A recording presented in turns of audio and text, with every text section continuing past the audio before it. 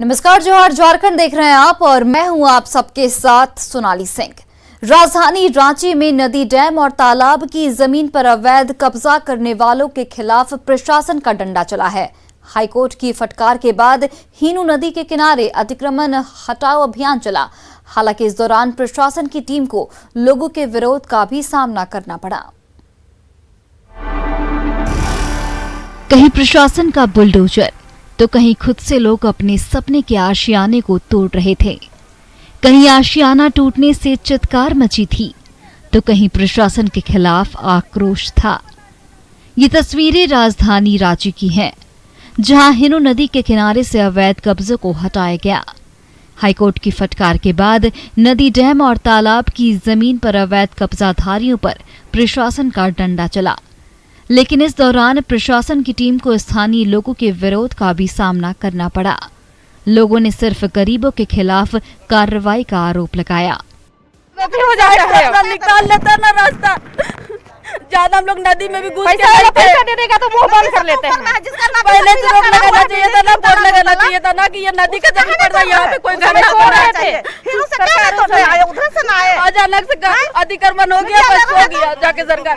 छोटे लोगों पर कार्रवाई हो रहा है, मतलब ये झोपड़पट्टी पर खाली हो रहा है, इधर ही हो रहा है। जितना बिल्डिंग वाला है सर वहाँ से वही नहीं। अच्छा, तोड़ने के लिए भी देखिए सर, मान लीजिए हिनू है, उधर से तोड़ते आते हैं या डोरंडा तरफ से तोड़ते आते हैं या कुंदार तरफ से तोड़ते आते हैं, कहीं जगह से नहीं है, बीचे से भेज दे रहे हैं बार बार।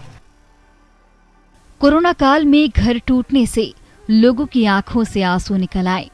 लोगों का कहना था कि उजाड़ने से पहले प्रशासन को बसाने की व्यवस्था करनी चाहिए थी। हम लोग परेशान है कोरोना से, इसको पैसा नहीं, राशन पता भी नहीं मिल रहा है। गरीब आदमी है, छोटा बच्चा लेके कहाँ हम लोग जाएंगे। अभी तोड़ रहा है तो ठीक है, लेकिन हम लोग के कहीं रहने का व्यवस्था करेगा तब ना। हिनू नदी की जमीन पर अतिक्रमण करने वालों में कुछ बड़े नाम भी शामिल हैं। होटल एमराल्ड और वोडाफोन का कार्यालय का कुछ हिस्सा भी अवैध है।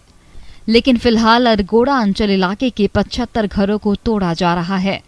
अरगोड़ा सीओ का कहना है कि इन लोगों ने कई बार नोटिस देने के बाद भी अपना घर खाली नहीं किया। अभी तक हम लोगों ने 75 लोगों को चिन्हित करते हुए और फाइनल ऑर्डर हमने पास कर दिया है।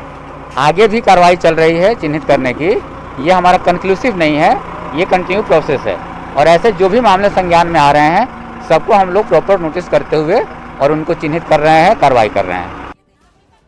नदी पर जब धड़ल्ले से अतिक्रमण हो रहा था, जमीन को माफिया बेच रहे थे, तब प्रशासन मूक दर्शक बना था। लोगों ने पूरी जिंदगी की कमाई इस अवैध जमीन पर घर बनाने में लगा दी थी। ऐसे में अब जब प्रशासन कार्रवाई कर रहा है तो लोग उस पर सवाल उठा रहे हैं। ओम प्रकाश, न्यूज़ 18 रांची। झारखंड में इस बार नगर निकाय चुनाव को दलीय आधार पर नहीं कराने की तैयारी चल रही है। इसे झारखंड की राजनीति में राज्य सरकार की रणनीति का हिस्सा बताया जा रहा है। बीजेपी ने कहा है कि सरकार दलीय आधार पर चुनाव कराने में घबरा रही है।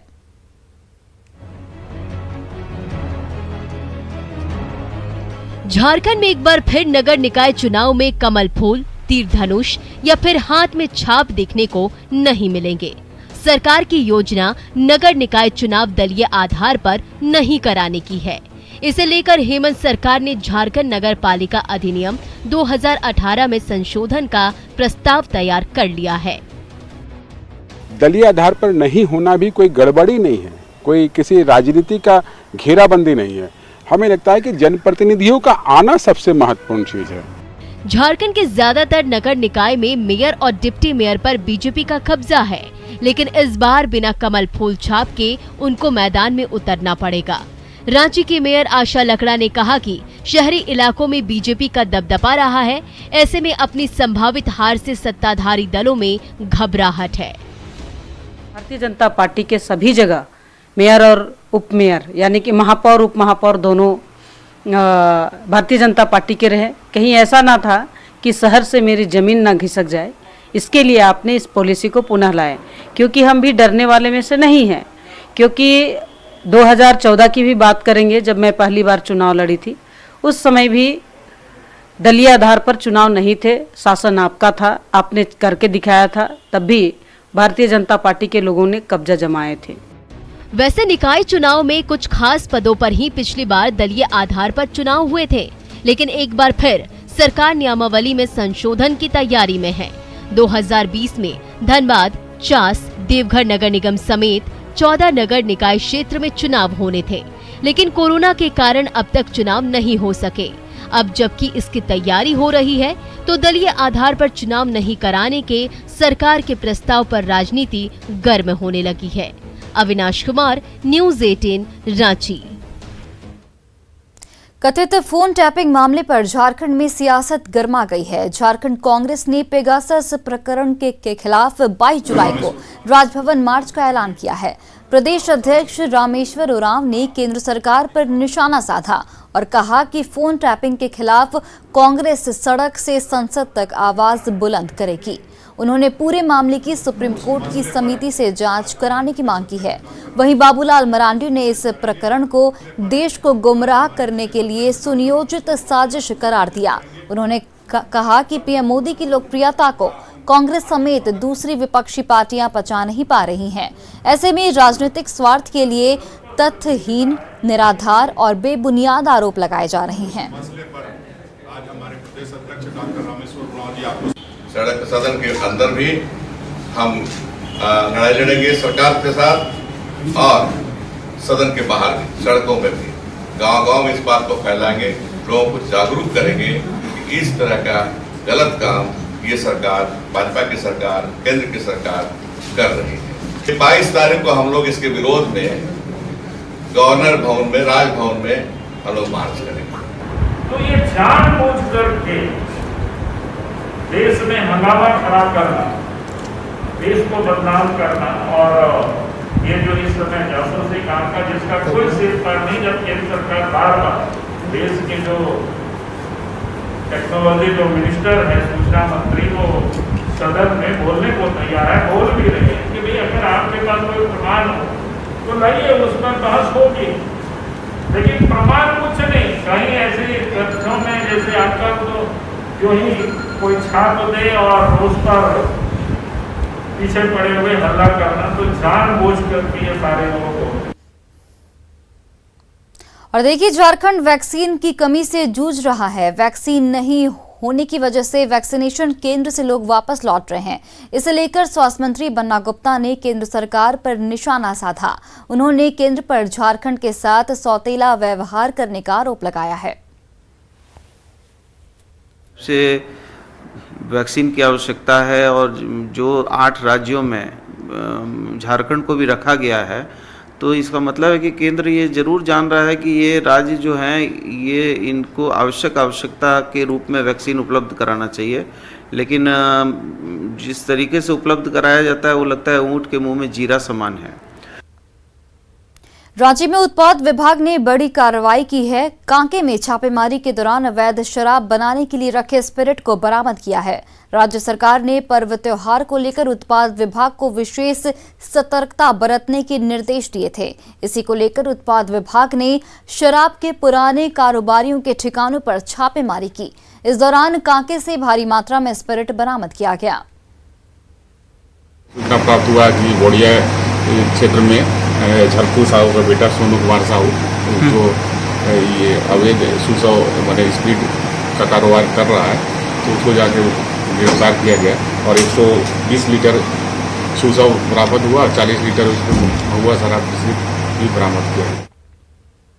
जमशेदपुर में अपराधी बेलगाम हैं। टेल्को के गैस ड्रिलर राहुल कुमार के घर के बाहर स्कूटी सवार अपराधियों ने ताबड़तोड़ फायरिंग कर दहशत फैला दी। पिछले 24 घंटों में अपराध की ये तीसरी वारदात है। पहले बागबेड़ा के किताडी में रेलवे कर्मी के साथ लूटपाट की वारदात को अंजाम दिया गया। उसके बाद टेल्को के बारी नगर में चाकूबाजी हुई। फायरिंग की ताज़ा घटना के बाद इलाके में दहशत का माहौल है। घटना की जानकारी मिलते ही एसएसपी समेत तमाम पुलिस पदाधिकारी घटनास्थल पर पहुंचे और मामले की जांच शुरू कर दी। थाना प्रभारी वहाँ पर मौजूद रहा और एक वहाँ का लोडेड एक मैगजीन मिला हम लोगों का और एक जिंदा कारतूस मिला और कोफ्ता मिला। और इसमें हम लोग कल रात में रेड किए। जो हम लोग को संदिग्ध लगा पुराना क्रिमिनल जो हम तक में काफी वगैरह है, उन लोग से हम लोग पूछताछ कर रहे हैं इसके अलावा आज जो उनसे पूछताछ करने में पता चला कि कुछ दो परिवार के बीच में कुछ लोगों को कोई समस्या है, उस एंगल में भी हम लोग देखेंगे। बोकारो जिले के जरीडीह थाना इलाके के आनंदपुर में रिश्ते को शर्मसार कर देने वाली एक वारदात सामने आई है। यहां पर एक बेटे ने ही अपनी मां को पीट कर हत्या कर दी। बेटे को शक था कि उसकी मां डायन है, जिसके कारण वह बीमार रह रहा है। इसी शक की वजह से उसने अपनी बुजुर्ग मां की हत्या कर दी। हत्या के बाद आरोपी को कोई पछतावा भी नहीं था। आरोपी परमेश्वर मांझी को पुलिस ने गिरफ्तार कर लिया है। बता दें कि आदिवासी इलाके में इससे पहले भी अंधविश्वास के चक्कर में कई हत्याएं हो चुकी हैं। डायन विश्वास के बारे में वो हमेशा बीमार रहता था। वो सोचता था कि मेरा माँ हमको खा रहा है, मेरा माँ के चलते हमको ये सब हो रहा है पूरा, जिसके कारण हुआ ना। मामला ये अनंतपुर का है, जो आदिवासी बहुल क्षेत्र गांव है, और डैन कह करके आपने ही मां का हत्या कर दी गई है। ये कहीं से भी उचित नहीं है। पुलिस शक के आधार पर इनको गिरफ्तार करके विधि करे, और हम कहते हैं कि इस समाज के लिए भी कलंकित है और कानून के लिए भी बहुत शर्मनाक काम है।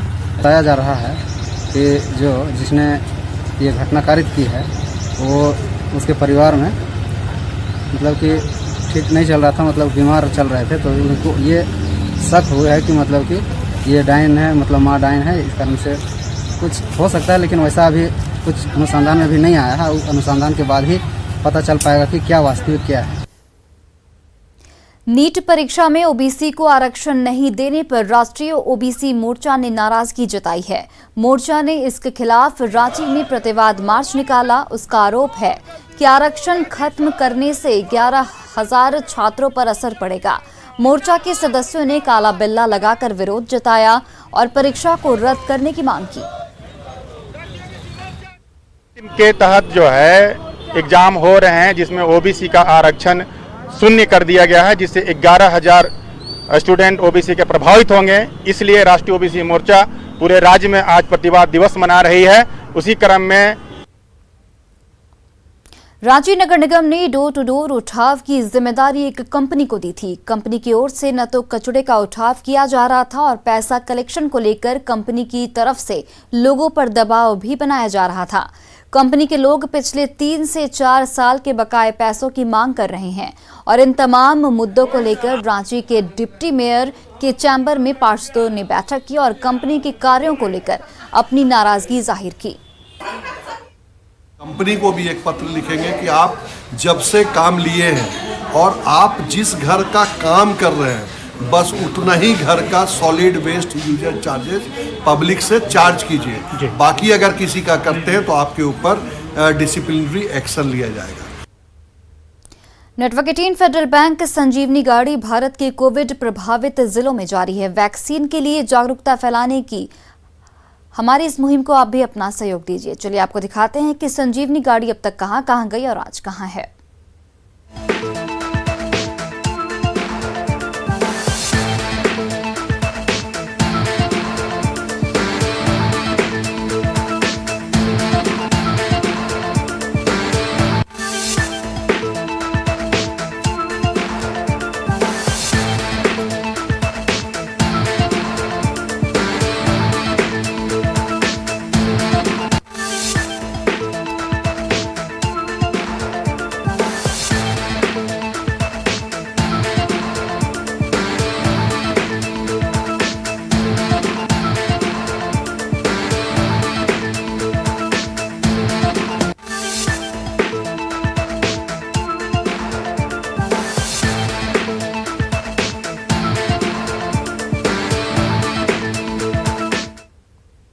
और फिलहाल रुकते हैं एक छोटे से ब्रेक के लिए।